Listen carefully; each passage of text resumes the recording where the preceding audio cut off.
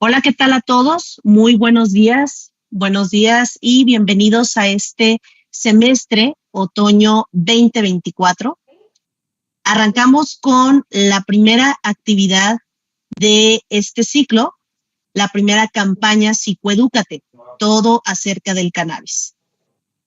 A nombre del Programa de Prevención de Adicciones de Autocuidado Universitario Me Cuido y Teso, su servidora, Esmeralda García Cebes, me complace darles la más cordial de las bienvenidas a una semana llena de actividades, información y sobre todo eventos en los cuales nos estarán acompañando una serie de expertos en materia de salud mental y prevención de adicciones. En esta primera edición vamos a estar dialogando acerca de temas importantes relacionados con el consumo y los riesgos que representa el cannabis para la salud mental en los jóvenes. Porque ustedes lo pidieron a través de las estrategias del buzón digital Me Cuido y Teso, es que este tema cobra importante relevancia para nuestra comunidad universitaria. El uso del cannabis entre jóvenes ha aumentado significativamente, no solamente a nivel nacional, sino a nivel mundial. Este incremento plantea riesgos importantes para la salud mental y el desarrollo de los más jóvenes. En Psicoedúcate, todo sobre el cannabis, estaremos dialogando acerca de estos importantes temas y te brindaremos información para la cual puedas tomar mejores decisiones sobre tu salud física y tu salud mental. Y el día de hoy me complace presentar a nuestro primer ponente, el maestro Raúl Martín del Campo Sánchez, que nos estará compartiendo una charla acerca de cannabis, desintoxicando narrativas. El maestro Raúl Martín del Campo es un prestigiado profesional en todo lo que tiene que ver con prevención de adicciones en nuestro país. Él cuenta con una maestría en psicología en adicciones por la Universidad Nacional Autónoma de México. Del 2007 al 2011 fundó el Instituto Mexiquense contra las Adicciones. Del 2012 al 2014 coordinó el Observatorio Mexicano de Tabaco, Alcohol y Drogas. Del 2013 al 2016 fue director del Centro Nacional para la Prevención y Control de las Adicciones de la Secretaría de Salud. Entre 2016 y 2022 ha sido miembro experto de la Junta de Fiscalización de Estupefacientes de la Organización de las Naciones Unidas. Actualmente funge como director de planeación del Instituto Nacional de Psiquiatría Ramón de la Fuente Muñiz.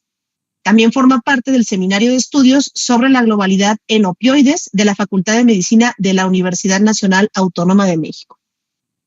Maestro, me complace mucho darte la más cordial de la bienvenida y que seas nuestro conferencista inaugural. Sin duda hemos estado esperando este espacio. Te voy a ceder el micrófono, no voy a quitarte más el tiempo porque lo que queremos es escucharte. Muchas gracias por estar aquí. Muchas gracias maestra Esmeralda García Cebes, de verdad, un gusto que sigamos coincidiendo profesionalmente en diferentes ámbitos. Creo que para el ITESO es un lujo que estés tú ahora a cargo de todos estos programas y pues siempre es un gran honor. Y además debo decirles que pues para mí es un orgullo poder colaborar en algo con el ITESO. Yo desde que estudié en Aguascalientes, el ITESO ya tenía un gran prestigio y bueno, pues es una instancia académica referente en el país. Y bueno, pues yo no he tenido la oportunidad de visitar el ITESO, pero ojalá me dé mucho en hacer esta presentación para que ojalá pronto pueda andar ahí por allá. Entonces, pronto vas a estar con nosotros, maestro. Ahora sí bien. Que el público es tuyo. Adelante. Muchas gracias. Gracias. Bueno, voy a compartir mi presentación. Y quiero decirles que para mí es importantísimo hablar de este tema, precisamente porque, bueno, yo tengo también mi práctica privada Y bueno, pues me preocupa mucho los mitos que encuentro en mis consultantes sobre el tema de cannabis y vamos a estar hablando de cómo ha disminuido muchísimo la percepción de riesgo sobre consumo de marihuana o cannabis. Cannabis es como se le conoce a nivel internacional por el tema de la planta, el nombre científico de la planta. Pero bueno, hay ahora muchos mitos alrededor de esto y me preocupa pues que jóvenes, adultos que pueden tomar sus propias decisiones, tengan la información adecuada para tomar las mejores decisiones respecto al consumo o no de cualquier sustancia. Y debo decirles, voy a empezar, digamos, por las teorías de la conspiración. Esto no es una teoría de la conspiración, esto es un hecho de cuestiones que han estado ocurriendo en el mundo. Entonces, en algunos países del mundo, sobre todo de Europa y de América, pues se está planteando cómo debería de estar regulada la marihuana o la cannabis, ¿no? Lo cual, bueno, pues como sociedad nos toca hacer y nos toca reflexionar cuál debería ser esa regulación. Por eso les pongo ahí el ejemplo de los estados de Estados Unidos, que ya tienen una regulación, digamos, de una industria legalizada de marihuana o de cannabis, y también algunos de los países de Europa, que todavía no traduzco ese cuadro, pero porque es un cuadro que justamente acaban de publicar en el Informe Mundial de Drogas. Pero sí les quiero decir un poquito cuál es la raíz de muchos de los mitos que hay ahora sobre la marihuana. En todos estos estados que ustedes ven que han estado regulando la cannabis para fines comerciales, en Estados Unidos, en la mayoría de esos estados, la manera como se desregula la marihuana o se legaliza la marihuana para fines lúdicos tiene que ver con plebiscitos, es decir, lo que aquí en México estamos tratando de implementar de consultas ciudadanas. Entonces, no es como aquí en México que los legisladores, sean senadores o diputados, lanzan una iniciativa de ley y se vota en el Pleno del Senado o del Congreso de la Unión. No, en muchos de estos estados, la manera es que los legisladores lanzan las iniciativas de ley y la gente va a votar, el público los ciudadanos van a votar a favor o en contra de esas propuestas de ley. Y así es como se ha venido legalizando mucho de la marihuana en los Estados Unidos. ¿Y eso tiene que ver con qué? Pues con que entonces sí ha habido una campaña de parte de los interesados en tener, digamos, esta industria privada, en ejercer esta industria privada y tener las ganancias de esta industria privada. Sí ha habido un interés en cambiar la opinión pública sobre lo que es la marihuana. Entonces, yo les quiero decir, la marihuana no es que sea el demonio, ni es que, ni que debamos de satanizarla, pero tenemos que tomar en cuenta que mucho de lo que ahorita ronda de información sobre la marihuana tiene que ver con esto, con que hay intereses para legalizarla, porque de ahí se van a sacar ganancias muy, muy importantes, muy importantes. Y de hecho, por ejemplo, este es uno de los manuales que usan las organizaciones para hacer debates que vayan hacia la legalización de la marihuana. Se llama Cómo regular la cannabis, una guía práctica. Y debo decirles pues que aquí claramente está escrito, ¿no? Dice, les leo, dice, en la página 214 dice, la evidencia emergente y apoyo al cannabis médico ha hecho del cannabis un tema menos amenazante en la mayoría de las jurisdicciones. Combinada con la regulación del cannabis médico en sí mismo actuando como prueba de concepto, la reforma de la política de cannabis no médico, o sea que se usa de manera lúdica, se torna aún más plausible. Entonces aquí claramente, en este manual, lo que nos están diciendo es, si usted quiere cambiar la opinión del público para que le permitan legalizar la marihuana lúdica, entonces usted tiene que empezar primero por la marihuana medicinal. Pero bueno, es toda una estrategia que se está usando para cambiar la opinión pública sobre la marihuana. Y entonces yo lo que quiero trabajar hoy con ustedes es precisamente cómo tener la información científica de cuáles son los posibles riesgos de consumo de la marihuana. Porque además, me imagino que quienes van a ver esto son universitarios y la actitud de un universitario tiene que ser hacer prácticas basadas en evidencia científica, no en lo que creemos o no creemos. Estas preguntas de, ¿tú crees en fulanito? ¿Tú crees en la terapia de ángeles? ¿Tú crees en no sé qué? No. Aquí no se trata de crees o no. La evidencia científica como universitarios, ¿qué nos ha dicho? Y sobre eso es sobre lo que nos tenemos que basar. No les voy a comentar mucho de cómo viene el Informe Mundial de Drogas. Su servidor tuvo la oportunidad de participar en un organismo de la ONU, que es la Junta Internacional de Fiscalización de Estupefacientes, que son 13 expertos del mundo que apoyan a todos los países para que mejoren sus políticas en cuanto a drogas. Y bueno, entre esa oficina y la UNODC sacan varios informes sobre la situación de drogas del mundo. Y bueno, aquí lo que les quiero hacer ver es que se estima que fueron 292 millones de los 8,000 millones de habitantes que hay en el mundo, 292 millones, casi 300 millones, consumieron alguna droga ilegal en los últimos 12 meses. Y la droga más consumida, pues, es la cannabis, con 228 millones de personas. Haciendo un ejercicio con los últimos datos que tienen los diferentes países, podemos hacer una comparación de cuáles son los países que tienen las prevalencias más altas de consumo de marihuana o de cannabis. En el caso de México, esta encuesta no es muy reciente. Ustedes saben, la última encuesta nacional de consumo de sustancias la hicimos en el 2016. Su servidor tuvo la oportunidad de participar en ella porque yo era el director del Senadic en ese entonces. Está por salir una nueva encuesta que tendremos que ver si se puede comparar o no. Pero aquí, comparando, digamos, los consumos de diferentes países, vemos que México está muy por debajo de las prevalencias de otros países, como por ejemplo Israel, Estados Unidos, Jamaica, Chile, Canadá y Uruguay. Y lo curioso de estos países es que, pues, son países que han legalizado, excepto por Chile, digamos, son países que han legalizado una industria privada de marihuana, ¿no? Entonces, sí vamos a ver que hay una cierta correlación entre la disponibilidad de la sustancia y, pues, que el público la consuma, ¿no? Pero en esta tabla México todavía se ubicaría en un lugar 82 de 120 países que tienen información sobre la prevalencia de último año en población general de consumo de marihuana. Y bueno, vamos a empezar a hablar de las cosas que a veces son mitos. La marihuana no es adictiva, que la marihuana no genera problemas. Bueno, vamos a ver. Sí genera problemas, puesto que lo que tenemos aquí en el mundo son, en los diferentes continentes, espero que se vea mi cursor, en los diferentes continentes, todo lo que es gris es el porcentaje a través del tiempo, del 2003 al 2018, el porcentaje a través del tiempo de personas que buscaron tratamiento por su problema con el consumo de marihuana. Entonces, ustedes pueden ver que sí hay una proporción importante de personas en el mundo que están buscando tratamiento para dejar la marihuana. Entonces, en su programa ustedes van a tener a médicos especialistas en toda esta situación de la dependencia o no dependencia, y no me voy a meter yo tan a fondo en eso, pero sí les quiero decir cosas que yo he visto, aparte de lo que sé que he visto. Número 1. Quienes digan, no es que la marihuana no genera dependencia porque no genera síndrome de abstinencia. Bueno, es que el tema está en que recordemos que la molécula psicoactiva de la marihuana se llama THC, tetrohidrocannabinol, THC. Y esa molécula se puede almacenar en los tejidos grasos del organismo.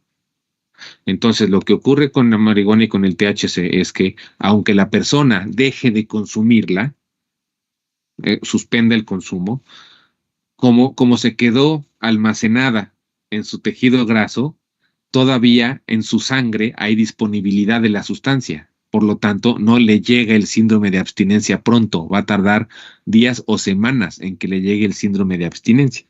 ¿Sale? Entonces, por eso es que la marihuana sí genera un síndrome de abstinencia, pero no es inmediato, a diferencia de las otras drogas, ¿no? Y bueno, parte de ese síndrome de abstinencia y de esos síntomas de dependencia incluyen precisamente lo que llamamos el síndrome amotivacional, en donde la persona no encuentra motivación para realizar las actividades que antes sí le motivaban realizar. Entonces, yo tengo consultantes que nos cuesta muchísimo trabajo que se activen en el día, que salgan de la cama, porque su expectativa o su deseo es estar en cama todo el día viendo tele o jugando videojuegos, y nada de lo que antes les motivaba, como ir a la escuela, ir a trabajar, convivir con sus seres queridos, ya nada de eso les motiva, ¿no? Ni siquiera salir con la novia, inclusive. Bueno, ahora, También, ¿qué está pasando? Como les decía yo, gracias a toda esta campaña que hay para cambiar la opinión pública sobre la marihuana, normalizarla y hacerla ver como una sustancia menos riesgosa, pues aquí, digamos, en varios estudios, este es un ejemplo de Estados Unidos, pero en México también tenemos estudios así, pues vemos que la percepción de riesgo ha venido bajando entre las personas sobre que fumar marihuana pueda ser riesgosa. Y esto tiene una relación que le llamamos de espejo, porque son contrarias respecto a los niveles de consumo de marihuana en diferentes países, ¿no? Y lo otro también es que, bueno, ahora también la potencia de la marihuana, pues es diferente a la potencia de la marihuana de antes. Entonces, digamos, en 1995 quizás tendríamos marihuana de 7, 8%. La potencia de la marihuana se mide de acuerdo a el porcentaje de THC que hay en la sustancia o en la planta, en la hoja. Entonces, y ahora tenemos cepas de 14%, de 20% de potencia, ¿no? Entonces, ha aumentado de manera muy importante. Y lo otro también que se asocia a esto, pues es justamente que influencers, youtubers, pues ahora tienen dedicados sus canales a subir contenido sobre el consumo lúdico de la marihuana, pero porque a ellos les conviene eso, porque eso les trae likes y les trae público y les trae seguidores. No necesariamente significa que ellos hagan una transmisión responsable de la información, o sea, hay que también entender qué es lo que al influencer le está conviniendo. O sea, lo que a este influencer le conviene es tener likes y tener seguidores. A él no le importa si la información que está mandando es verídica o no, porque no hay un colegio, como en el caso de los psicólogos o los médicos que tenemos colegios que regulan si estás teniendo buenas prácticas o no. Como el Internet se trata de dar tu opinión, pues ellos pueden dar cualquier opinión que quieran, ¿no? Y nadie los va a censurar por eso, pero lamentablemente pues esta información por internet pues le llega mucho a los jóvenes y entonces, como les digo, se va normalizando el consumo, ¿no? Porque además, ustedes saben, pues hay un efecto, digamos, aspiracional en el que pues los jóvenes quieren tener éxito en las redes sociales e inclusive hay alguna encuesta que sacó en México que la mayoría de los jóvenes ahora en vez de querer ser abogados o médicos o profesionistas, pues preferirían ser influencers, ¿no? Pero sin embargo, hay dos publicaciones que hasta el momento son las publicaciones oficiales sobre los estudios que se han hecho respecto a los daños que puede generar el consumo de marihuana. Uno es este estudio de la Organización Mundial de la Salud, que se llama Los efectos sociales y a la salud del uso no médico de marihuana. Y este otro es justamente un estudio que hicieron las diferentes academias de Estados Unidos que se llama los efectos en la salud de la cannabis y los cannabinoides. Y entonces, ¿qué dice esto? Bueno, esto es, digamos, una infografía del NIDA. El NIDA es el National Institute of Drug Abuse, que es, digamos, la máxima autoridad de investigación de drogas en Estados Unidos. Y lo dejé a propósito en inglés justo para que vean que así es la infografía del NIDA y el NIDA lo que dice es hay 10 efectos totalmente probados por la ciencia respecto a daños asociados al consumo de marihuana, ¿no? Y aquí ya yo en español les pongo lo que los otros documentos dicen, que es con qué se asocia eh, el consumo frecuente de marihuana. Entonces, síntomas respiratorios, bronquitis, esto se ha visto en estudios de laboratorios y revisiones sistemáticas. Aumento de accidentes automovilísticos, porque recuerden, cambia la percepción del tiempo con el consumo de marihuana, ¿no? Entonces, digo, yo tengo un consultante que iba manejando y él vio el espejo, bajo los efectos de la cannabis, él vio el espejo retrovisor y vio que venía muy, muy lejos un carro, entonces que se podía cambiar de carril, y a la hora que se cambió del carril, pues ese automóvil pues lo impactó de manera muy brusca, ¿no? ¿Por qué? Pues porque él realmente no sabe cuánto tiempo pasó entre que vio el retrovisor y tomó la decisión de cambiarse de carril. Entonces, totalmente incompatible el consumo de cannabis con manejar y manejar maquinaria también. Menor peso al nacer en los niños de madres que fuman marihuana, que lamentablemente ahorita vamos a ver, está aumentando esa tendencia en algunos países. Esquizofrenia en personas con predisposición, y ahorita vamos a ver un estudio muy importante sobre eso.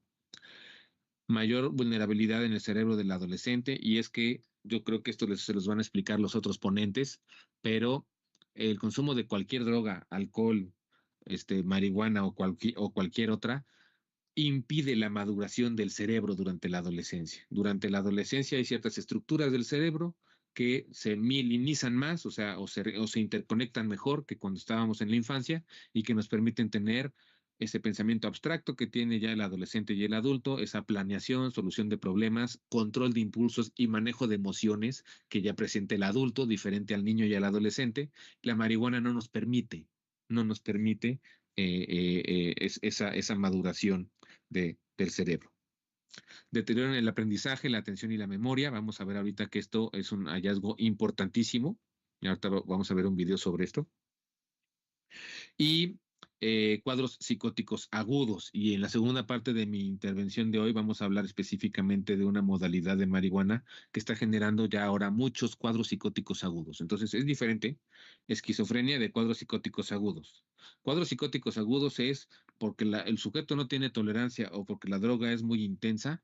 Genera alucinaciones y delirios, principalmente delirios de persecución durante horas, que requieren a veces hasta hospitalización. Esquizofrenia es que personas que tenían cierta predisposición a generar esquizofrenia, que quizás no le iban a generar porque no vivieron en un ambiente adverso, si fuman marihuana, sí generan la esquizofrenia. ¿Vale? Acuérdense que los genes siempre interactúan con el medio. ¿Ok? Entonces, si el medio no es propicio para que un gen se manifieste, a lo mejor ese gen no se manifiesta. Pero en este caso, la marihuana sí puede tener una influencia en eso.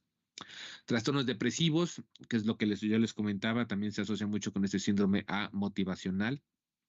Desarrollo de consumo problemático y dependencia, es decir, sí hay dependencia. Y aquí, otra vez, yo les lanzo uno de los statements que a veces se usa respecto a normalizar el consumo de marihuana, y yo quiero darles a conocer lo que yo he visto y he estudiado.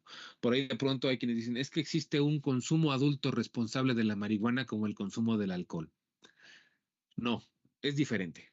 Es muy diferente. Les voy a explicar por qué. Todo cerebro que se exponga diario a la marihuana se va a volver dependiente de la marihuana. ¿Por qué? Porque la marihuana interactúa con una serie de neurotransmisores en el cerebro, uno de ellos la dopamina, y justamente esto va a generar que haya un desarrollo de dependencia. Dirán, bueno, ¿y por qué los europeos beben diario y no les pasa nada? Bueno, a ver, no es que no les pase nada, ¿eh? Las tasas de problemas de alcohol, a nivel mundial, las más importantes y altas son las de Europa. Pero, curiosamente, tenemos nosotros en nuestro sistema digestivo una enzima específica para metabolizar el alcohol. Es específica para el alcohol. Hay antropólogos que han teorizado que quizás esto tenga que ver con una cuestión evolutiva del papel que el alcohol ha llegado a tener en la sociedad desde la época de las cavernas. Pero entonces por eso es que sí se podría, y no lo estoy promoviendo, se podría beber una copita diario sin desarrollar necesariamente dependencia, aunque sí se desarrolla tolerancia, pero quizás no todos los síntomas de la dependencia. ¿Ok? De todas maneras, aunque sea el alcohol legal, siempre es riesgoso consumir alcohol y siempre se tiene que gestionar esos riesgos para no tener problemas cuando se consume alcohol, y no se deben de consumir grandes cantidades. Hablamos de más de 3 copas para las mujeres, más de 4 copas para los hombres y no más de 3 días a la semana, ¿no?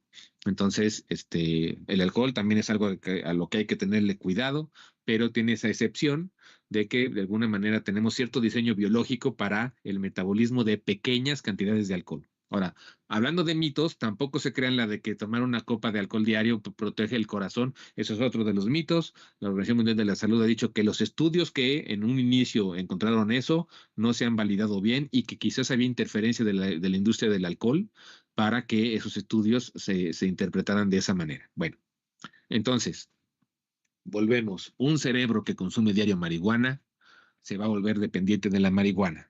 Entonces no es cualquier cosa, ¿sale? Entonces, ya ahorita, como tiene que ver con este tema, les voy a pasar un video de 9 minutos sobre el estudio Dunedin. El estudio Dunedin es una ciudad que está en Nueva Zelanda y es un estudio longitudinal Ustedes saben, no es fácil hacer los estudios longitudinales porque en los estudios longitudinales uno está evaluando a los sujetos del estudio durante muchos años. Eso está difícil. Pero en el estudio de Dunedin le echan muchas ganas y lo han logrado. Muchas ganas y mucho dinero. Y lo han logrado. Y entonces han encontrado muchas cosas interesantes sobre factores genéticos asociados a muchas cosas, entre otras a depresión, a esquizofrenia, a consumo de drogas, a problemas del control de los impulsos, etcétera. Entonces les voy a poner ese video, dura 9 minutos. Y ahorita regresamos con la presentación. Entonces, voy a compartir. Estoy seguro que mis anfitriones me van a decir si algo no sale bien con compartir mi video. Y entonces, corrijo. Entonces, ahí está incluir sonido. Ahí voy.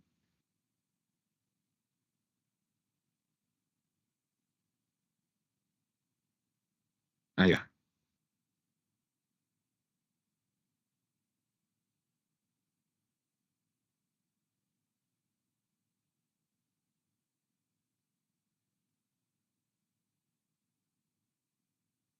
Parece que nos falta el sonido.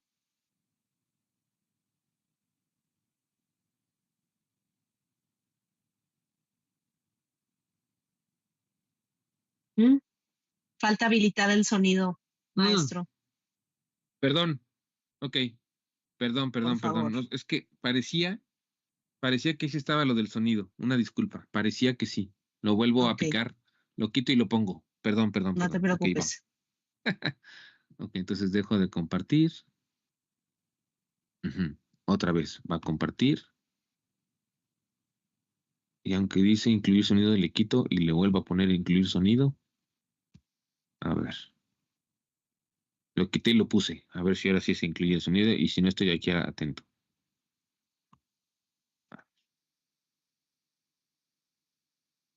Ahí va, me dicen. En 1972, la Facultad de Medicina de una ciudad pequeña de Nueva Zelanda emprendió la prueba definitiva de la naturaleza contra la crianza. Decidieron estudiar a los niños nacidos en la ciudad aquel año y seguirlos durante toda la vida. Durante 40 años, los científicos han sondeado cada recoveco de su existencia, su historial médico, su personalidad, sus genes, sus condenas penales, relaciones, éxitos, fracasos, todo ello. Contar las gotas sería tan difícil como contar aquellas que llegan a la orilla del mar. El estudio longitudinal Dunedin y sus sujetos son ahora las 1000 personas más estudiadas del mundo y la mayor fuente de información de lo que nos hace quienes somos. El estudio Dunedin ha demostrado que nuestro ambiente puede cambiar el modo en que operan nuestros genes. Los genes no necesariamente tienen resultados fijos, pueden ser activados o movilizados por sucesos en la vida de las personas. Los investigadores de Dunedin sospecharon que este podría ser un mecanismo común en la naturaleza y comenzaron a buscar otros genes que pudieran ser activados por el estilo de vida de una persona. Esta vez queríamos usar una circunstancia ambiental que no fuera una circunstancia social, no un suceso vital estresante, no maltrato infantil, sino algo químico. La sustancia química en la que se centraron fue el cannabis, la droga ilegal más ampliamente consumida en el mundo.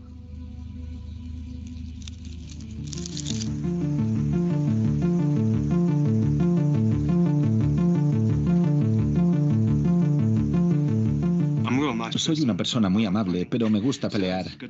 Por ello está bien ir a un lugar especial donde puedas entrenarte.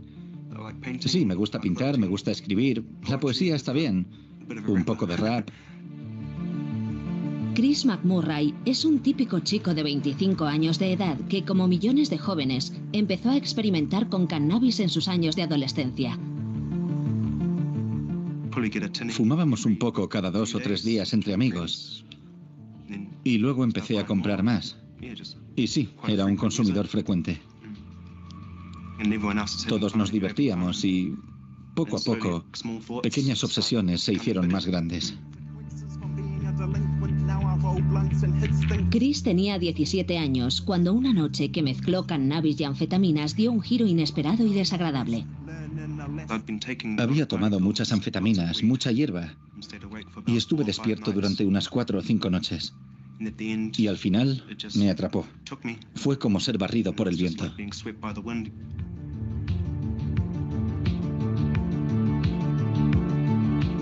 Estaba totalmente maníaco, muy colocado, y no lo sé. Superaba todo lo que había sentido hasta entonces. Estaba totalmente delirante. Creía que podía leer la mente a mis amigos. Pensé que uno de mis mejores amigos intentaba matarme. Y entonces pasó un coche blanco y luego uno azul. Luego un coche blanco y luego uno azul. Eran los mismos coches, repitiéndose una y otra vez. Y todo eso me hizo perder el control. A Chris le diagnosticaron psicosis inducida por drogas.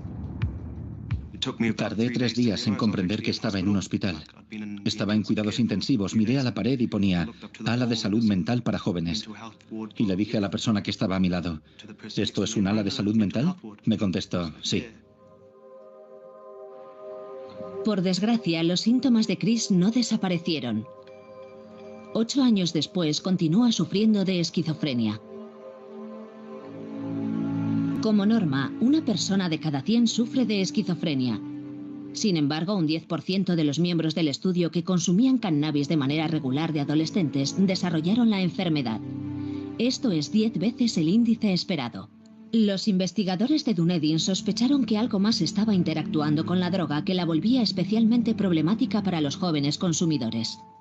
Pueden imaginar que la gente es muy reticente a creer que fumar cannabis pueda llevar a alguien a desarrollar síntomas psicóticos, porque hay muchas personas que consumen cannabis y muchas de ellas no desarrollan psicosis. Pero un elemento importante en esta historia son los genes. El 80% de los miembros del estudio fumaron cannabis antes de cumplir los 26 años, y por supuesto la mayoría no había desarrollado esquizofrenia. Estaba claro que el consumo de marihuana no era una causa en sí misma, por lo que el estudio hizo un examen más concreto de los genes de los sujetos de pruebas y de un gen en particular. El gen que elegimos estudiar se llama COMT. Fue interesante porque sus efectos en el cerebro se producen en los mismos sistemas cerebrales donde funciona el cannabis. Y sabemos que esos sistemas son anormales en las personas que desarrollan esquizofrenia. Por eso era un buen candidato para examinar en un principio. Descubrimos que las personas con el genotipo de riesgo de ese gen tenían más posibilidades de desarrollar psicosis a los 20 años si habían sido grandes consumidores de cannabis antes de cumplir los 15 años. Una vez más, el estudio Dunedin había encontrado pruebas de que algo externo podía modificar el resultado de un gen. Pero esta vez no era algo social, era una sustancia química. El gen COMT no estaba relacionado con la esquizofrenia a no ser que fumaras cannabis, y el cannabis no estaba relacionado con la esquizofrenia a no ser que tuvieras el genotipo de riesgo.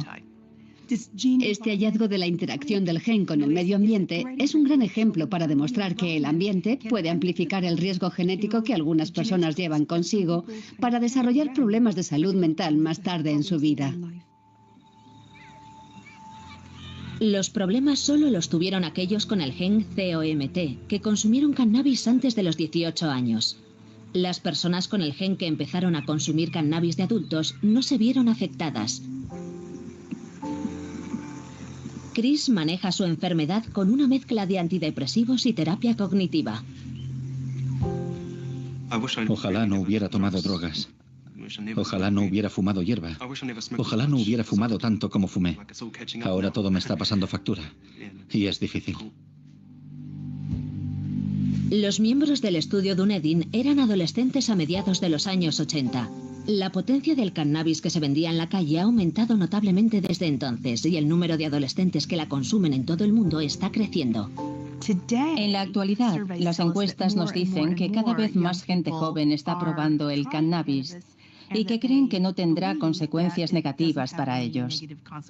Por lo que habrá más personas afectadas por esta situación hoy de las que hubo entre los miembros del estudio Dunedin.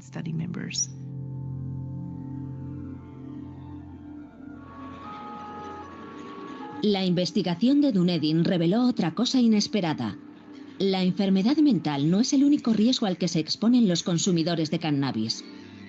El estudio descubrió que fumar cannabis también puede afectar a nuestra inteligencia.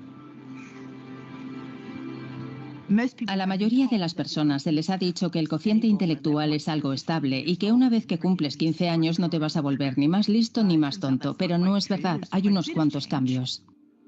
De nuevo, descubrieron que el cannabis perturba al cerebro en crecimiento. Los miembros del estudio que tenían una historia de consumo regular y constante de cannabis, a largo plazo habían perdido facultades intelectuales, habían perdido puntos en su cociente intelectual. Pero resultó que no todos los que habían consumido cannabis habían perdido puntos del cociente intelectual. Las personas que perdieron más fueron aquellas que empezaron a fumar cannabis muy pronto, cuando tenían de 13 a 15 años. Los consumidores que fumaron cannabis de manera regular antes de cumplir los 18 años perdieron una media de 8 puntos de cociente intelectual, y esa pérdida de cociente parece ser permanente. 8 puntos de cociente intelectual es la diferencia entre un fileteador de pescado y el dueño de un barco de pesca. Es la diferencia entre un higienista dental y un dentista. Por lo que tiene una gran relación con el tipo de trabajo que la gente es capaz de acometer. Una mejor memoria, un mayor rendimiento intelectual, una mayor capacidad de concentración, te ayudan a obtener una educación superior. Otros estudios respaldan esto. Los adolescentes que la consumen a diario tienen menos probabilidades de acabar el instituto. También es más probable que intenten suicidarse y que se vuelvan dependientes del cannabis. Los jóvenes tienen que ser conscientes del daño potencial asociado al consumo del cannabis demasiado pronto. Creo que hay una creencia muy extendida de que consumir cannabis está bien. Es como el alcohol o los cigarrillos. Para tu salud mental, el cannabis no lo es, no es algo inocuo.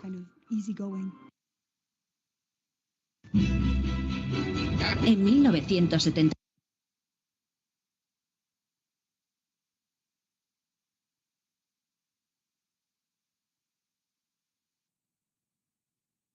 Bueno, listo, muy bien. Entonces, bueno, como ustedes pueden ver aquí, les decía yo, hay una cierta vulnerabilidad que quizás no conozcamos respecto a desarrollar esquizofrenia. Y nadie traemos aquí portando nuestro genotipo como para saber si tenemos el gen COMT o no, ¿no? Entonces hay riesgos que a veces no sabemos que pudieran estar ahí latentes. Hablan pues aquí también de manera importante de la relación entre la potencia de la sustancia y la probabilidad de tener estos eventos psicóticos de los que ya les hablaba. Ahí se vio muy claramente este joven pues cómo tenía estas delirios y estas alucinaciones, ¿no? Estaba alucinando con bochitos de ciertos colores y delirando que lo querían lastimar, ¿no? Y bueno, es justamente lo que aquí yo les explicaba, ¿no? De la esquizofrenia y de los cuadros psicóticos, que les digo, está basado en lo que dice aquí el NIDA también sobre todo esto, y está basado en estas publicaciones que ya les comenté. Y bueno, el tema de la inteligencia, ¿no? Entonces, el IQ, que es el coeficiente intelectual con el que se mide la inteligencia, puede verse rezagado de manera irreversible si se consume cannabis en los jóvenes. Este estudio se ha replicado en otras muestras y recuerden que seguramente mis compañeros que les van a hablar de la neurobiología les van a hacer ver que el cerebro no deja de madurar hasta después de los 24 o 26 años. Entonces, no es tema menor exponer a esos cerebros a sustancias de manera frecuente. ¿Sí? Y algo que menciona el video de manera así al final, pero que ahora ya se ha estudiado mucho más sobre eso, es la relación entre dependencia a la marihuana y la ideación suicida.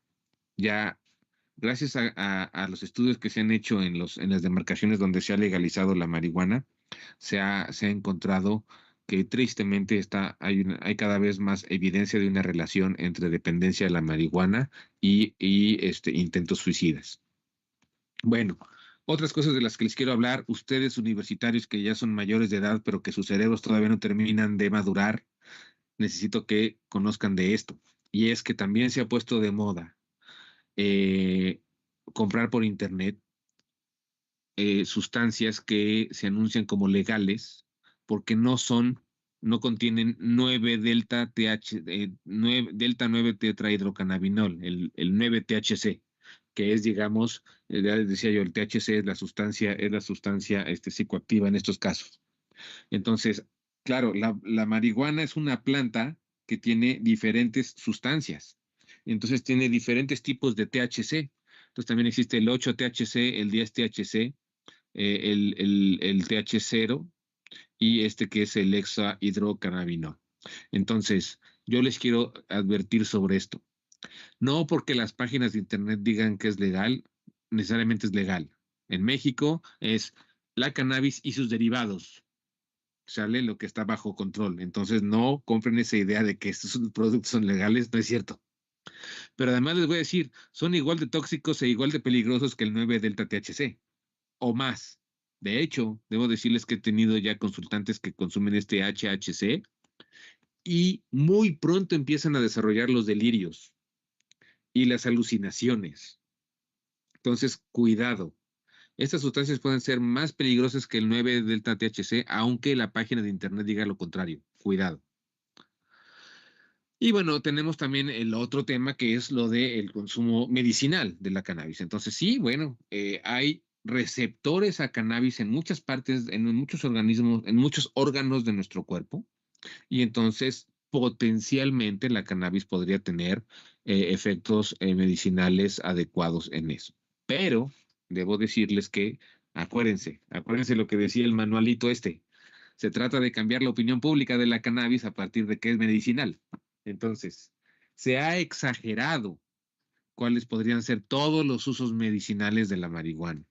Y en esta época de la posverdad, y justamente estamos hablando aquí de desmitificar narrativas, en esta era de la posverdad, lamentablemente parece ser que tiene más impacto lo que dice un influencer en Instagram o en Twitter o en TikTok que lo que dice un científico que ha estudiado durante años todo esto. Entonces, sí hay potencial uso de la cannabis o sobre todo de los cannabinoides para ciertas afecciones, pero hay que estudiarlas. ¿Y cómo hay que estudiarlas? Pues esto es lo que llaman la pirámide de la evidencia. Entonces, depende de cómo esté diseñado el estudio, es la mayor o menor evidencia que ese estudio da con menor sesgo de que una sustancia funciona para algo de manera medicinal. Así es como se prueban todas los medicamentos, no crean que es nomás para esta. Si vamos a decir los cannabinoides son medicinales, pues los tenemos que someter a las mismas pruebas que los demás medicamentos. Entonces, el doctor Ricardo Nani me invitó a una publicación sobre estudios de marihuana medicinal o de cannabinoides medicinales. Ahí se revisaron más de 400 artículos y se encontró que el 70% no pasaban de este nivel. O sea, eran opiniones de expertos, reportes de un caso o reportes de varios casos juntos. Ese es el nivel de evidencia. ¿Sale? Entonces, para cualquier otro padecimiento que se diga que los cannabinoides tienen usos, pues no han llegado todavía a esto. El estudio por excelencia, el que llaman el estándar de oro, pues son los ensayos clínicos controlados, aleatorizados y con doble ciego. Casi no hay estudios así de la cannabis, o cuando los hay, muchísimos de ellos demuestran que son mejores los medicamentos que ya hay que los cannabinoides. Entonces, todavía nos falta estudiar mucho de esto, ¿ok? Ahora, ¿para dónde sí ya ha llegado hasta revisiones sistemáticas uso de cannabinoides? Sí, claro, para epilepsias refractarias en niños, para algunos casos de dolor y para algunos casos de espasticidad y de náuseas, nada más, ¿sale? Porque ahora les digo, ahora uno publica en su Facebook, me torcí la rodilla y luego tienes 20 amigos de Facebook diciéndote que uses CBD, ¿no? Y ninguno de esos 20 amigos es médico, ¿no? Son tus vecinos y tus cuates. Entonces, todo esto se tiene que trabajar bien, porque además, debo decirles que ahora que ya a nivel mundial se está masificando el uso de CBD para diferentes fines medicinales, pues ya se está encontrando que el CBD sí interactúa con otros medicamentos, sí interactúa con algunos alimentos, sí se metaboliza por hígado, por lo tanto se tiene que ver ese hígado, qué capacidad tiene de metabolizar CBD y otros medicamentos que se están consumiendo. Por lo tanto, es un médico el que tiene que supervisar cómo consume CBD una persona. porque solo un médico puede calcular qué tanto un hígado puede metabolizar de medicamentos, porque acuérdense que cuando nosotros le exigimos demasiado a un hígado, se empieza a autolesionar y empieza a generar hepatitis y cirrosis. Y nomás como paréntesis, traigo a colación lo que está pasando ahora con las famosas microdosis de psilocibina, LSD o éxtasis para tratar afecciones de salud mental y adicciones. Entonces, es lo mismo, estudiémoslo bien, que se estudie bien, a ver, al compararlo con el placebo, al compararlo con otros medicamentos, cuál sirve mejor. Y sobre eso permitamos que los médicos sean quienes manejen ese tipo de tratamientos, no los chamanes, ¿sí? Entonces, estos son, si es para tratar afecciones de salud mental o de adicciones, tiene que ser un médico y un médico psiquiatra quizás, quien sea realmente quien aplique esto con los conocimientos que ellos tienen. No es algo para jugar, ¿sale? Y no se vale que se esté desarrollando una industria de pseudo chamanes mexicanos o de cualquier parte del mundo diciéndonos que con ayahuasca, con psilocibina y honguitos y todo esto nos van a curar de cosas que muchas veces no ocurre. Muchas veces lo que oímos en los medios es, es que la psilocibina curó a fulanito, la psilocibina curó a sutanito, etcétera. Ok, pero no hablan de los casos de no éxito, solo los de éxito. Y en la ciencia se produce a partir de hablar de los casos de éxito y no éxito para saber en qué casos sí se aplica y en qué casos no debe de aplicarse. ¿Ok? Entonces necesitamos que esto se estudie. Y aquí en el Informe Mundial de Drogas nos dicen que actualmente hay cerca de 800 estudios clínicos aleatorizados que se están haciendo con estas sustancias, LSD, MDMA, psilocibina y ketamina, ¿sí? ¿Ok? Pero en muchos de ellos todavía no llegan a las conclusiones. Lamentablemente, mientras tanto, ya se está poniendo de moda ir con el chamán a que te dé tus microdosis. No debe de ser así. Y otro paréntesis, perdón por el abuso, pero aprovechando que los tengo aquí escuchando, también mucho cuidado con estas nuevas drogas que de pronto se ponen de moda, porque ya no sabemos qué traen. Y les hablo ahora del Tusi o de la famosa cocaína rosa, que de pronto se está poniendo de moda. Tengo consultantes que atiendo por internet de Guadalajara que han probado el Tusi, por eso me preocupa. Y cuidado, porque nadie sabe qué le ponen al Tusi. Yo he hablado con médicos peritos de la FGR y me dicen el Tusi es una bola de mezclas que se le ocurren a cada quien y al final lo pintan de rosa y entonces ya te lo venden, como si fuera la cocaína rosa. Pero, como muchas veces trae ketamina, la ketamina es una sustancia con la que hay que tener cuidado.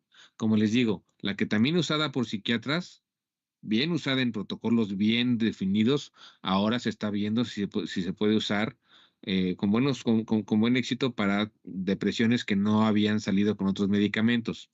Pero eso es supervisado por un médico psiquiatra. Pero cuando te dan TUS y trae ketamina, puede tener este tipo de efectos secundarios muy peligrosos. O sea, es un estimulante, pero también es un afrodisíaco asociado al chemsex, es un alucinógeno disociativo, pero puede provocar problemas muy, muy importantes en el aparato urinario, sobredosis y muerte. Y nadie sabe cuánto de ketamina y cuánto de otras porquerías le pusieron al TUSI. Entonces, cuidado con eso. No es algo con lo que hay que estar jugando. Bueno, entonces, algunos efectos de la legalización que ya hemos estudiado y que creo que es importante nada más mencionar de pasadita, es que la legalización de la marihuana sí conlleva un aumento en el consumo de la sustancia y aumento en la frecuencia del consumo. Ya vimos que un cerebro que frecuentemente se somete a cannabis se vuelve dependiente de la cannabis. Estos son los casos del estado de Colorado y el estado de Washington. Este es el caso en general de Estados Unidos, cuyo ya la mitad de sus estados tienen ese tipo de normatividad. Este es el caso de Uruguay, en donde vemos que sí, aunque venía ya una tendencia desde antes a la alza, se acusó esa tendencia con la legalización y sobre todo entre los jóvenes y entre las mujeres. Como les decía yo, otra cosa que empieza a pasar con la legalización es que los expendios empiezan a vender productos más potentes, ¿no? Tenemos la flor de hasta 20%, pero vamos a hablar de otros productos que pueden ser de hasta 69% de potencia que ya se están encontrando en estos lugares. Y aquí algo que es muy importante que tomemos en cuenta, que es que aunque nos vendan la idea de que legalizar la marihuana es para ejercer la libertad del individuo y que la mayor parte de ellos pues van a fumar de vez en cuando sin ningún problema, etcétera, ya después que se va estableciendo el mercado, realmente lo que encontramos es esto, como lo que pasó en Colorado. ¿Qué es lo que encontramos? Que eh, el más del 70% de la marihuana que se vende en Colorado es marihuana consumida por personas que fuman diario. ¿Sale? Entonces, ese es el target de estas industrias. Ese es el objetivo de estas industrias. El objetivo de toda industria es que tú cada vez consumas más, compres más y compres más seguido. Entonces, el objetivo de esta industria de la marihuana medicina, de la marihuana lúdica legal, es que tú consumas diario marihuana. Eso es lo que a ellos les conviene, porque así les compras más y les compras más seguido. Entonces, hacia allá van estos mercados de legalización de la marihuana. Bueno, esto ya también se ha dicho, aumentan los solicitudes de tratamiento por dependencia a la marihuana y aumentan las solicitudes de tratamiento y aumentan las visitas a salas de emergencia, ¿no? Por estos problemas psicóticos o lo que le llaman la pálida, que es un problema de hígado que no puede metabolizar tanta cannabis y entonces la gente se pone amarilla y empieza a vomitar.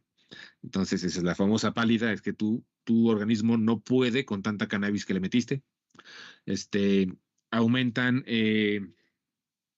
las intoxicaciones y envenenamientos, aumentan también inclusive, aunque no sean muchos casos, pero porcentualmente aumenta mucho, la intoxicación de niños que se comen los comestibles que les venden legalmente a los papás, porque son paletas de chocolate, cremas de chocolate, dulcecitos, refrescos que tienen THC, los niños no saben, los venden en la alacena y se los toman, y en los niños puede ser gravísimo esas intoxicaciones por marihuana. Y el tema de las mujeres, en general está aumentando mucho el consumo de las mujeres, con un estigma asociado a las mujeres que consumen drogas. Tenemos que trabajar mucho con eso y con muchas barreras de tratamiento porque casi no tenemos servicios de tratamiento bien adaptados para las mujeres, ni tampoco los profesionales a veces estamos bien capacitados para atender a las mujeres. Pero les pongo este caso de Colorado que es muy sintomático, que hizo que los centros de diagnóstico de enfermedades de Estados Unidos levantaran una alerta sanitaria, así como aquí se levantó la del COVID, a veces se levantan las del cólera, etcétera, porque hubo un aumento muy importante de mujeres en Colorado que estaban consumiendo marihuana durante el embarazo, con un montón de efectos negativos para los productos de eso.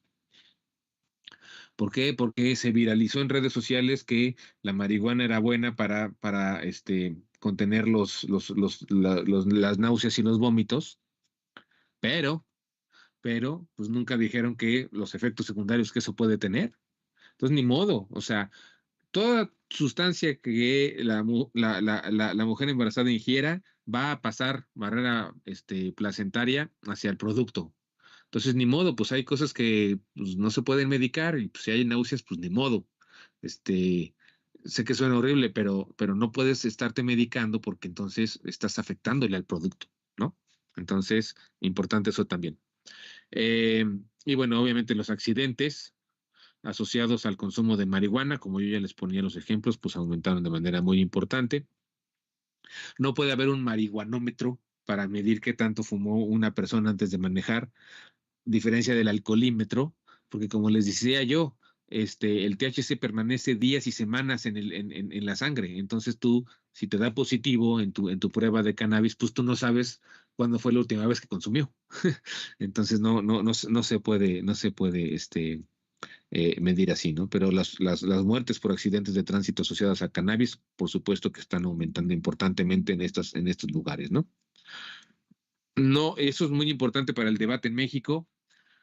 Legalizar la cannabis no implica terminar con el narcotráfico. El narcotráfico se va a seguir dedicando a otros montones de cosas a los que se dedica.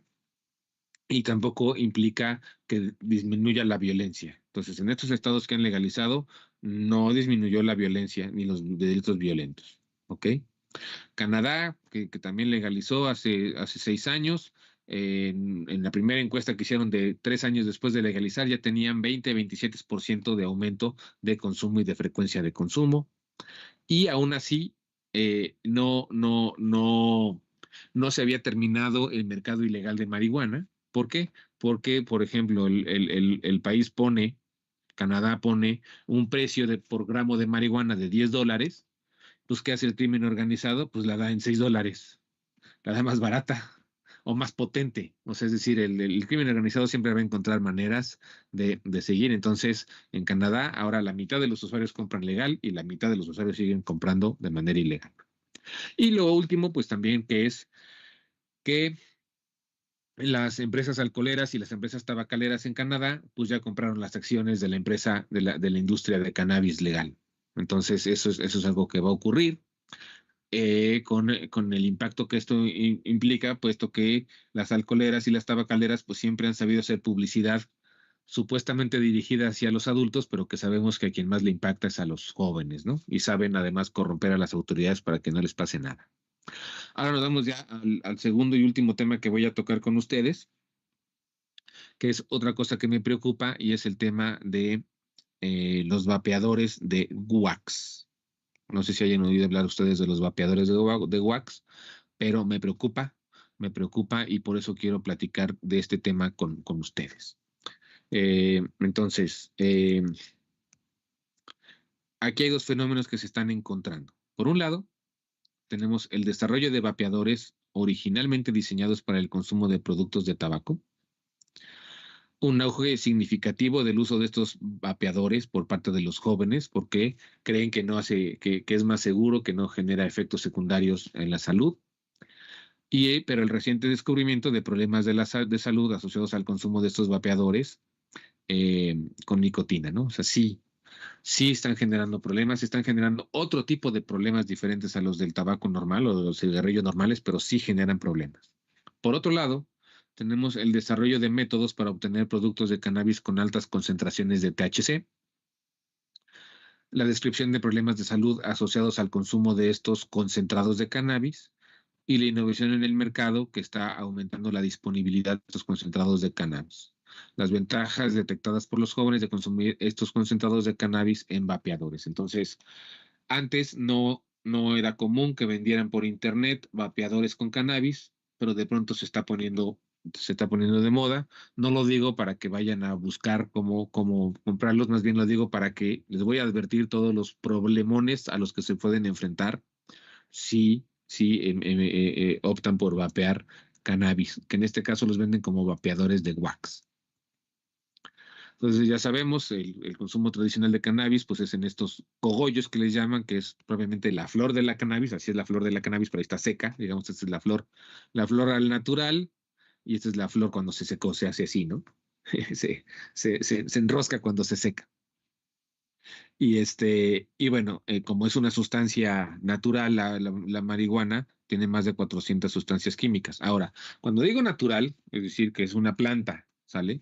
Pero no tiene nada de natural quemarla y fumársela, ¿ok? Ese es otro de los mitos importantes sobre la marihuana, ¿no? No hace daño porque es natural. No. Hay muchas plantas venenosas en el mundo, ¿sale? Y la marihuana tiene unos efectos que a la larga pueden provocar problemas severos, ya lo vimos. Entonces, la marihuana no se desarrolló a través de miles de años y de millones de años para que llegara el humano y se la fumara quemándola.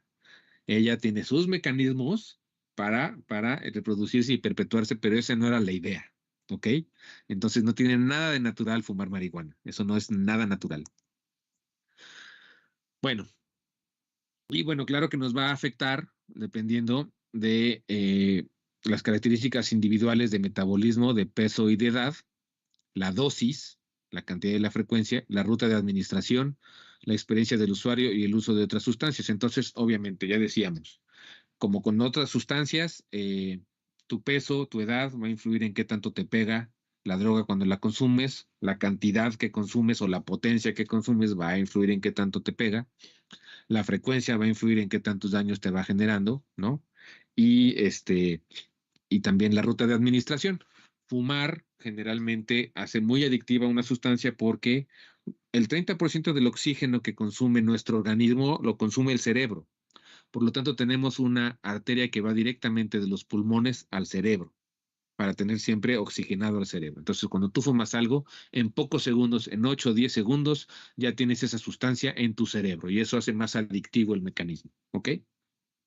Dirán otros, entonces comer, bueno, pero el problema con comer es que entonces, cuando tú estás fumando, mucha parte de la sustancia la quemaste y se fue, pero cuando tú te la comes, toda la sustancia la tienes en tu organismo. Y nuestros organismos, nuestro estómago e intestino están especializados en absorber todo. Entonces vas a absorber una gran cantidad de la sustancia y te va a durar mucho tiempo más en el organismo. Entonces, todos los métodos tienen sus desventajas. Y bueno, vean aquí cómo, por supuesto que un cerebro normal funciona así, entre más áreas rojas tiene este cerebro, es que está funcionando mejor. Y vean un cerebro adicto a la marihuana, pues como muchas de esas áreas ya no funcionan tan bien. Y sobre todo, estas áreas que son las que se encargan de controlar las emociones y los impulsos. Entonces, las áreas que se encargan de procesar las emociones se van apagando, ¿sí? Ya nada estimula, nada motiva, ya la vida se vuelve gris, nada te motiva, pero además pierdes mucho el control de tus impulsos y la capacidad de manejar las emociones y de integrarlas cognitiva y emocionalmente. Ya decíamos pues que justamente a partir de la legalización en varios estados de Estados Unidos fue que entonces el consumo diario aumentó 14 veces, ¿no? Y bueno, el consumo mensual aumentó 4 veces, ¿no? Y esto entonces, ¿qué es lo que nos dice? Pues nos dice que cada vez hay más usuarios dependientes de la marihuana. Ya les dije, si tú fumas marihuana diario, tu cerebro se vuelve dependiente de la marihuana. Y cuando eres dependiente de una sustancia, también, ¿qué otra cosa quieres hacer además de fumarla frecuentemente? Quieres fumarla en dosis más potentes, ¿sí? Ese es parte del mecanismo de dependencia. Ya vimos entonces que estos productos de los que vamos a hablar pueden ser hasta 69% o más potentes. Imagínense, si la marihuana, la flor, es 20% potente, estas van del 69 para arriba. ¿Vale? Entonces, ¿qué es lo que está pasando con esto? Como les digo, es tan potente que entonces el usuario fácilmente tiene los efectos negativos más que los positivos y los cuadros psicóticos. Y debo decirles, yo en mi consulta ya he tenido chavos que fuman wax o fuman estos cannabinoides con vapeadores y ya empiezan a presentar síntomas de esquizofrenia. ¿Vale? Entonces ya empiezan a oír voces que no existen y muchos de ellos, me llama mucho la atención, empiezan a sentir que no viven en esta esquizofrenia. Entonces, digo, no me voy a detener mucho en esto, pero básicamente estos productos lo que hacen es, con métodos químicos o físicos, extraen de los tricomas, que son las glándulas de la planta. Aquí estas bolsitas están llenas de THC. Entonces, con métodos químicos sacan este THC de aquí. Esta es una foto con un microscopio electrónico. Aquí está guardado el THC y con métodos químicos se extrae el THC de aquí. Entonces, ¿cómo se preparan?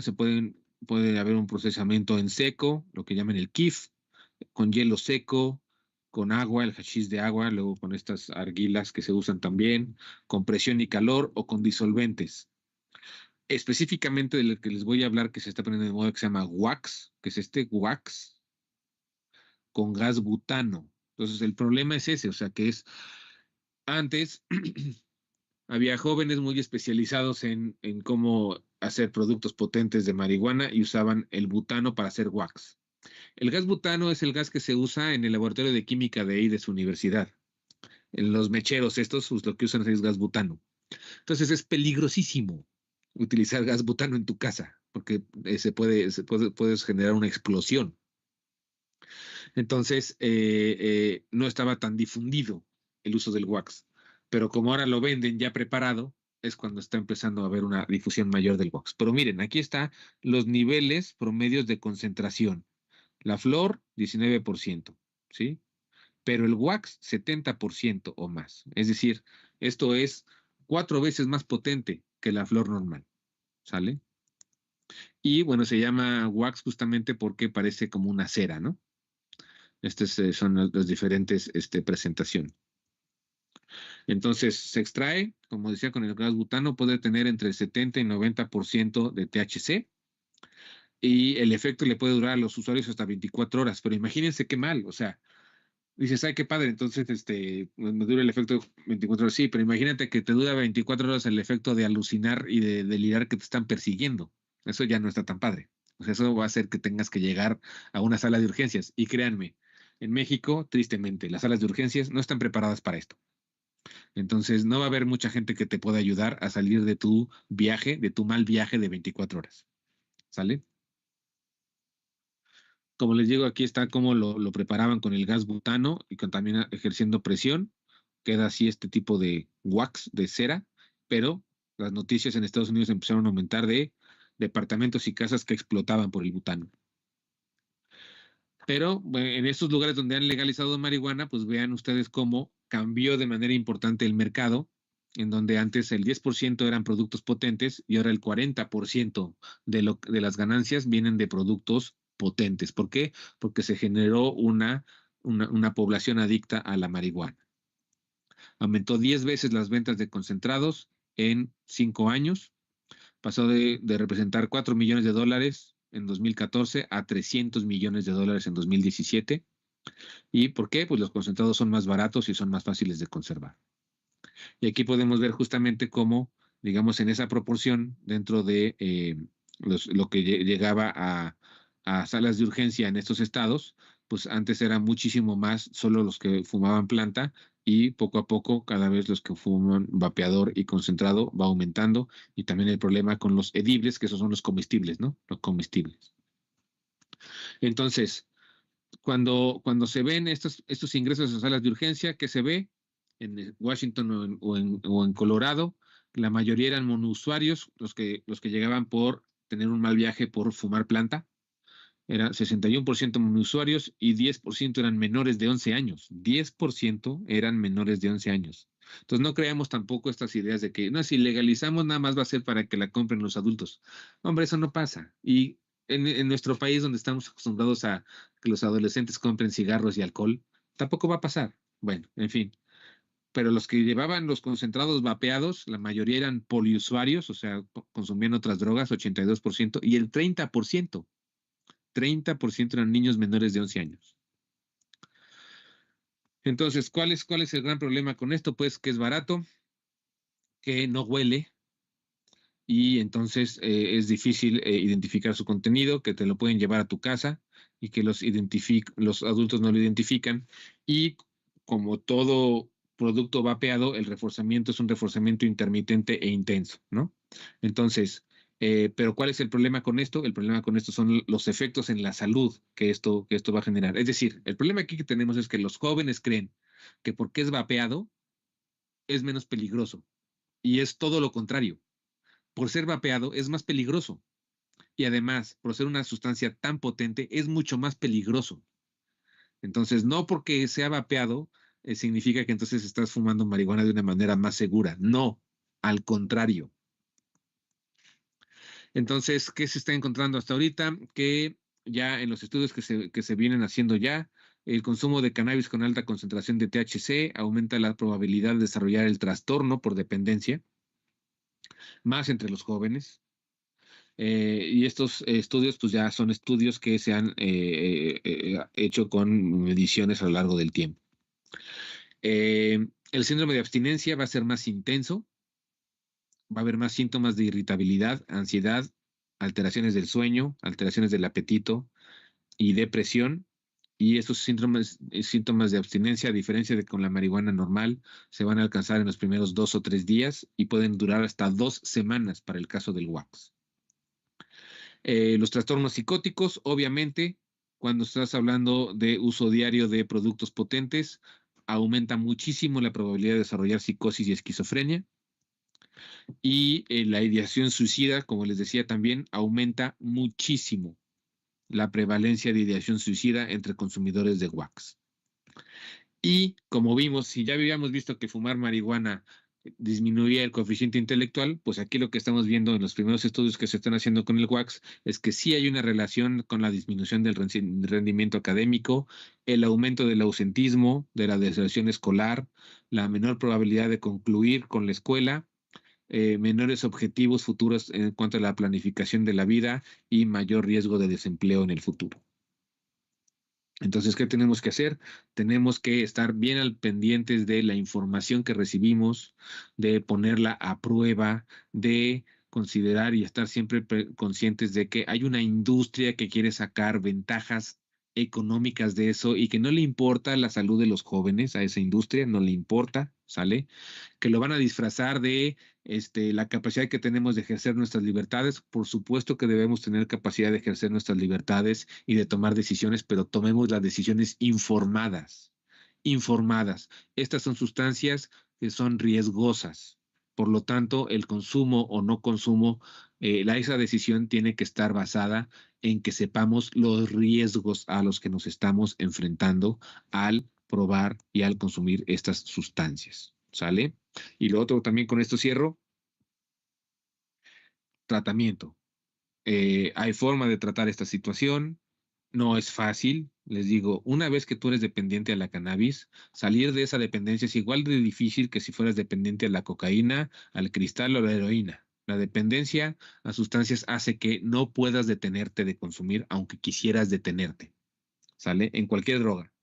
Pero aún así, sí hay forma de poderte atender, sí hay forma de poderte tratar y hay mecanismos importantes para poderte atender y tratar. El ITESO seguramente cuenta con estos servicios importantes, por eso está aquí la maestra Esmeralda, y además, bueno, ella es una súper experta en modelos basados en evidencia de tratamiento, así es que ella sabrá bien orientar a su equipo para que les pueda ofrecer esas alternativas de tratamiento. Me pueden contactar en Twitter, antes, ahora X, o me pueden escribir a mi correo de Gmail y podemos seguir intercambiando información. Les agradezco muchísimo su atención y estoy dispuesto para las preguntas y respuestas que haya que hacer. Gracias. Muchísimas gracias, maestro. Sin duda, todo un honor haber comenzado contigo esta increíble primera jornada de Psicoedúcate.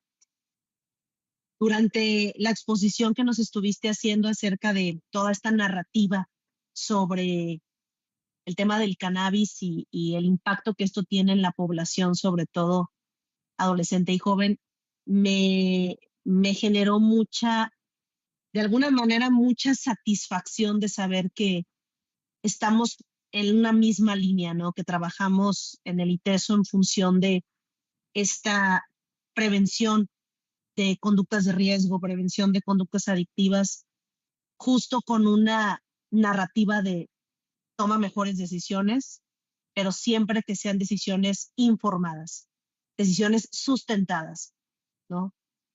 Que tengamos esta capacidad de desarrollar nuestro pensamiento crítico y nuestro juicio, ¿no? Nuestro análisis de cada una de las decisiones que tomamos, pues en función de lo que cada quien considere conveniente. Entonces, aparte me da mucha tranquilidad de saber que estamos trabajando en una misma línea, maestro. Tú desde el instituto, nosotros desde ITESO, desde esta comunidad universitaria que pues estamos trabajando arduamente en generar habilidades y estrategias para favorecer la salud mental, pues de todos los que convivimos en este espacio.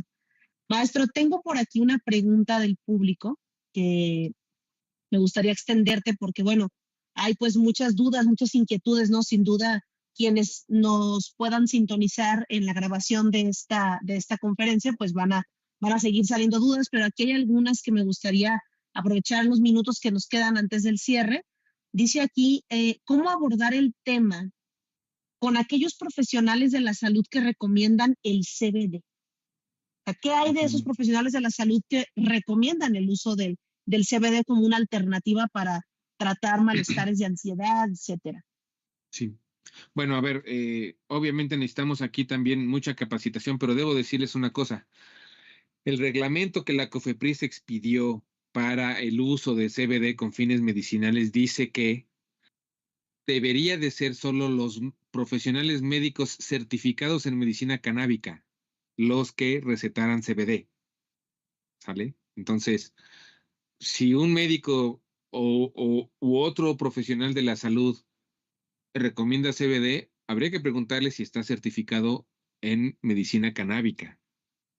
Sí, porque si no, entonces lo que yo le digo a la gente es lo siguiente: si esa persona no está certificada en medicina canábica, entonces realmente no sabe qué te está recomendando, Exacto. ¿sí? Porque no está considerando los posibles efectos secundarios de lo que te está recomendando. Y lo digo porque también sé de psicólogos que están recomendando CBD, ¿sale? Y yo Así insisto es. en algo: los psicólogos, por más que estudiemos neurobiología porque sea nuestro gran hobby, no estamos certificados ni capacitados para prescribir nada, nada, ¿sale? Entonces, Exacto. cuidado, los psicólogos no pueden estar prescribiendo esto. De acuerdo. Por más que nos encanten, ¿no?, las neurociencias y toda esta parte, hay que también respetar este límite de la formación, ¿no?, básica del profesional, que creo que es algo muy importante. Y tengo otra pregunta, aprovechando, que dice, en cuestión de normalización del consumo, ¿Mm? ¿cuál sería la sugerencia principal para empezar a combatir esta normalización que existe actualmente entre los jóvenes? ¿Cuál sería esa estrategia que tú consideras desde tu experiencia como de las más útiles o de las más viables? Ujú. Bueno, yo me concentraría para mantenerlo simple, me concentraría en dos cosas. Una es en estar bien informados de los riesgos que implica el consumo de estas sustancias, ¿sale? Hay riesgos. Los seres humanos, desde que somos niños, aprendemos a manejar riesgos, ¿no? Aprendemos a no poner las manos en la estufa, aprendemos a no atravesarnos la calle sin mirar, y bueno, cuando nos dedicamos a consumir sustancias legales o ilegales, pues también vamos aprendiendo a manejar los riesgos. Y hay veces que decidimos que ciertas sustancias no las vamos a consumir, ¿no? Y si sí, entonces manejando qué riesgos. Lo segundo es todo lo que está detrás de para qué necesitas consumir una sustancia. ¿Cómo es que tú necesitas consumir algo para poder hacer algo en la vida? Que va desde divertirte hasta tranquilizarte, o socializar, o inspirarte. Entonces, los seres humanos tenemos esta gran capacidad de inducir nuestros propios estados de relajación como para que tengamos inspiración artística, porque es uno de los grandes mitos de la marihuana, ¿no? No, es que yo fumo para inspirarme porque mi carrera tiene que ver con la creatividad. Bueno, sí, pero de lo que no te das cuenta es que cuando han hecho experimentos, la persona consumiendo sustancias o la persona relajándose, meditando y después produciendo, los efectos son los mismos, los productos son los mismos, ¿no? Entonces, ¿para qué necesitas la sustancia? ¿Para qué la necesitas? Para relajarte, ¿para qué la necesitas? Para socializar. Y trata tú de crecer personalmente, de desarrollar las habilidades que necesitas para hacerlo sin una sustancia, simplemente por principio de hacerlo orgánico y de hacerlo natural. Tú lo puedes hacer solo sin la sustancia. La sustancia es una muleta, pero es una muleta que tiene riesgos, que presenta riesgos. Entonces, busca en ti, busca la manera de desarrollarte para que no necesites nada de fuera, para tú poder hacer lo que haces y ser tú mismo. Maravilloso. Y creo que esta parte justo tiene que ver con identificar la funcionalidad, ¿no?, que tiene mi consumo, que es una de las grandes preguntas que, pues, quienes trabajamos y acompañamos a personas que tienen algún problema relacionado con el consumo, pues se las hacemos, ¿no? Como identificar esta funcionalidad a la cual se asocia mi consumo, de manera que pues tenga más noción de ello. Porque Maestro, déjame interrumpirte sí, ahí tantito, Esmeralda, sí. porque el tema con las sustancias es que son una trampa, porque al principio te ayudan en algo, después ya no te ayudan y te generan más problemas. Entonces, si al principio te ayudaba para relajarte y socializar, después ya no es suficiente la Ujú. sustancia para socializar y sin embargo ya te genera un problema. Entonces, esa es la trampa de las drogas, ¿no? Que al principio parece como que te sirven para algo, pero después eso deja de ocurrir, perdón. exacto, y van perdiendo esa capacidad, ¿no? Que al principio le generaba pues el interés y la motivación al usuario del consumo.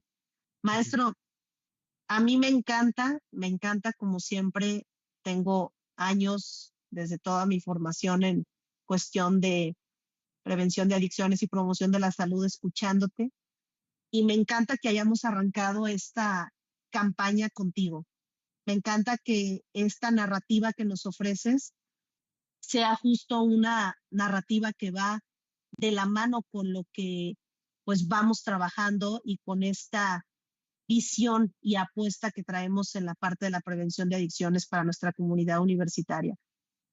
No será la última vez ni la única vez que nos veamos, y que esperamos que nos acompañes en muchos de los eventos que seguramente seguirán surgiendo.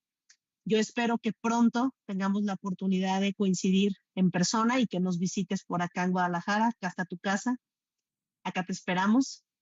Pero te quiero agradecer mucho a nombre del Centro de Estudios de Acompañamiento de Estudios Juveniles del ITESO y el Programa de Prevención de Adicciones de Autocuidado Universitario Me Cuido ITESO. Te quiero agradecer este tiempo que nos diste, este espacio que nos regalaste. Sabemos que tu agenda está sumamente apretada, pero que siempre te das el espacio para podernos ahora sí que deleitar con toda esta información. Te vamos a hacer llegar pronto un reconocimiento por ahí en vía digital, y en cuanto estés por acá, pues un obsequio. ¿Cómo no? No, muchísimas gracias, muchas gracias por la invitación. Yo encantado de compartir todo esto con ustedes, encantado de que podamos ofrecer información para tomar mejores decisiones, muy orgulloso de que me inviten del ITESO. Y ahorita mientras me decías que pronto iré para allá, se paró aquí un colibrí aquí en mi ventana, entonces yo creo que eso es Mira, un augurio de buena suerte y de que sí va a ocurrir. Eso va a ocurrir pronto, maestro. Muchísimas gracias por tu tiempo. Me complace sobre todo agradecerles a todos nuestros asistentes que nos estuvieron sintonizando en este en vivo. Recuerden que a lo largo de la semana vamos a estar con estos espacios en línea, y por ahí tenemos un espacio presencial el próximo miércoles 28 de agosto en punto de las 10 de la mañana. Vamos a estar dialogando con el doctor Luis Shigeo Fujita acerca del sistema endocannabinoide y las implicaciones desde las neurociencias y el consumo de cannabis. Maestro, muchísimas gracias. Gracias a todos. Yo me despido. Muchas gracias. Me despido de todos y seguimos en contacto. Gracias. Un abrazo a todos. Gracias. Un abrazo, maestro. Un abrazo.